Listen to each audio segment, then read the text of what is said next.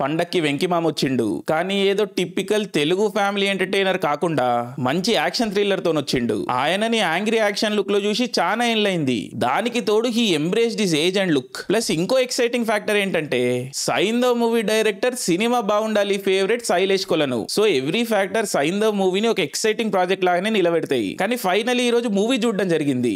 నా opinion about Saindhav వచ్చేసి it is not brilliant, కానీ it's decent and definitely theatre లో చూడాల్సిన మూవీ. ఇప్పుడు డీటెయిల్స్ లోకి వెళ్తే శైలేష్ కొలను is a brilliant, meticulous and highly efficient writer. In fact మా సినిమా బాగుండాలి కో హోస్ట్ బీన్ బ్యాగ్ ఏమంటాడంటే ఒక సీన్ ని శైలేష్ కొలను రాసినప్పుడు best possible structure and outcome వస్తుంది ఆ రైటింగ్ లో, ఇంకెక్కడా చేంజెస్ చేసి వేలు పెట్టలేని విధంగా ఉంటది అని అంటాడు. అంటే అర్థం ఏంటంటే ఇప్పుడు మూల కథ, characters treatment, scene order, story progression ఇదంతా రైటర్ డైరెక్టర్ చాయిస్. ఇవి ఫైనలైజ్ చేయడానికి చాలా కారణాలు ఉంటాయి, లైక్ డైరెక్టర్ ప్రిఫరెన్స్లు, హీరో ప్రిఫరెన్స్లు, budget, shooting schedule, time constraints ఇలా. కానీ ఆన్ పేపర్ ఒక సీన్ అనుకున్నాక Shailesh will find the most efficient and effective way అన్నమాట. వేరే వాళ్ళు దాన్ని చూసినప్పుడు ఇంప్రూవ్ చేయడానికి పెద్ద స్కోప్ ఏముండదు, ఇంకా బెస్ట్ పాసిబుల్ అవుట్కమ్ ఇస్తాడు. రైటింగ్ అంటే ఇంట్రెస్ట్ ఉన్న వాళ్ళు వెళ్ళి ఆయన మూవీస్ ని స్టడీ చేయండి, మీకు ఇంకా క్లారిటీ వస్తుంది. సో శైలేష్ గారి స్క్రీన్ రైటింగ్ ఈజ్ సార్టెడ్. కానీ ఇప్పటి వరకు శైలేష్ పిక్ చేసుకున్నది జాన్రా ఫిల్మ్స్. జాన్రా ఫిల్మ్స్ కి జనరల్ గానే వైడర్ రీచ్ ఉండదు and hit series procedural murder mysteries అవ్వడం వల్ల అంత రిపీట్ వాల్యూ కూడా ఉండకపోవచ్చు. సో ఫస్ట్ టైం ఆయన ఒక పెద్ద హీరోతో వర్క్ చేస్తున్నారు తెలుగులో అండ్ మోర్ ఆర్ లెస్ ఒక డ్రామా స్పేస్ లోనే ఉంది కథ. సో సైంధవ్ లో డైరెక్షన్ కూడా చాలా ఇంపార్టెంట్ అయిపోతుంది అండ్ ఇక్కడనే మనకి ఎగ్జాక్ట్లీ డైరెక్షన్ లో ఆ ఫినెస్ అండ్ ఫ్లేర్ మిస్ అయినట్టుగా తెలుస్తా ఉంటది. అఫ్ కోర్స్ ఒక section of the audience Shailesh direction ని కొంచెం క్రిటిసైజ్ చేసిర్రు, ఎస్పెషల్లీ హిట్ 2 అప్పుడు. కానీ మేము ఆ కథ పరిధి అంతే, ఇంకా ఎక్కువ స్టైలైజ్ చేస్తే పెద్దగా వాల్యూ అడిషన్ ఉండకపోవచ్చు అన్న జోన్ లోనే ఉండేవాళ్ళము. కానీ సైంధవ్ లో ఆ స్టైలైజేషన్ కి స్కోప్ ఉంది. Saindhav is over the top and it's by choice. అందుకే డైరెక్షన్ లో ఆ ఎక్స్ ఫ్యాక్టర్ మిస్ అయినట్టు మనకు అనిపిస్తా ఉంటది. ఆఫ్ కోర్స్ సెట్ లో ఏమైందో మనకు తెలియదు, కానీ బయట నుండి అబ్జర్వ్ చేస్తున్నప్పుడు నాకేమనిపించిందంటే most of the directorial calls కూడా ఆన్ పేపర్ కాల్సే. అంటే ప్రతిదీ ఆల్రెడీ పేపర్ పైన రాసేసి ఉంటది, including staging and character movements. Set పైన జస్ట్ గెట్టింగ్ ద అవుట్పుట్ అన్న జోన్ లోనే ఉండే అన్నది నా గెస్.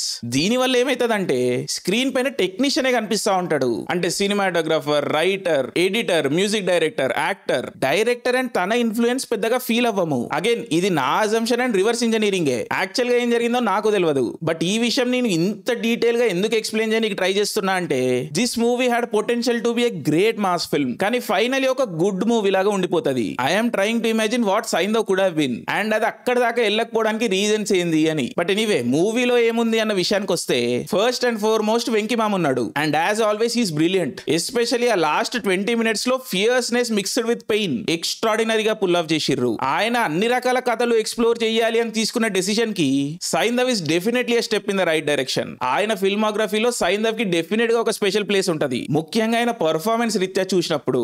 ఆల్సో ఈ మూవీలో నవాజుద్దీన్ కూడా షైన్ అయిండు. స్టార్టింగ్ లో ఆయన కొంచెం టెంప్లేట్ జోన్ లోనే వెళ్తుండు అనిపించిన very quickly the special performance అని ఎస్టాబ్లిష్ చేస్తాడు. Again it's a beautifully written role. In fact Saindhav role కన్నా ఎక్కువ రైటింగ్ అండ్ లేయరింగ్ మనకి నవాజ్ రోల్ కే కనిపిస్తుంది and he owns it up. మజా వస్తుంది చూస్తున్నంత సేపు. శ్రద్ధ, శ్రీనాథ్ అండ్ ఆండ్రియాకి ఫుల్ లెంత్ రోల్స్ ఉన్నాయి అండ్ స్ట్రాంగ్ రోల్స్ రెండు కూడా, అండ్ ఇద్దరు did a fine job. Arya extended క్యామియోలో కనిపిస్తాడు అండ్ ఆయన క్యారెక్టర్ కి పెద్ద స్కోప్ ఏం లేదు and rest of the supporting cast కూడా అడిక్వేట్ అండ్ ఫంక్షనల్ ఉండే. సంతోష్ నారాయణన్ కి నేను చాలా పెద్ద ఫ్యాన్. సనాతో విషయం ఏంటంటే ఆయన మ్యూజిక్ మీకు ఒక మూవీలో నచ్చొచ్చు నచ్చకపోవచ్చు, కానీ అది రెగ్యులర్ అండ్ యావరేజ్ అయితే ఉండదు. బట్ సైంధవ్ లో మాత్రం బార్డర్ లైన్ జెనరిక్ ఉండే మ్యూజిక్. సో కొంచెం డిసప్పాయింటెడ్ అనే చెప్పాలి. Manikandan cinematography, Garry editing and Avinash Kolla production design style ఏం యాడ్ చేయవు, ప్రెటీ మచ్ ఫంక్షనల్ ఉంటాయి. And Saindhav plot heavy movie ఏం కాదు, ఒక స్మాల్ ఫ్లాష్ బ్యాక్ తప్పించి మొత్తం లీనియర్ గానే వెళ్తుంది మూవీ. థీమ్స్ కూడా సింపుల్ అండ్ క్లాసికల్ థీమ్స్ ఏ ఉంటాయి. చంద్రప్రస్థ వరల్డ్ ని అంతగా ఎక్స్ప్లోర్ చేయలేదు,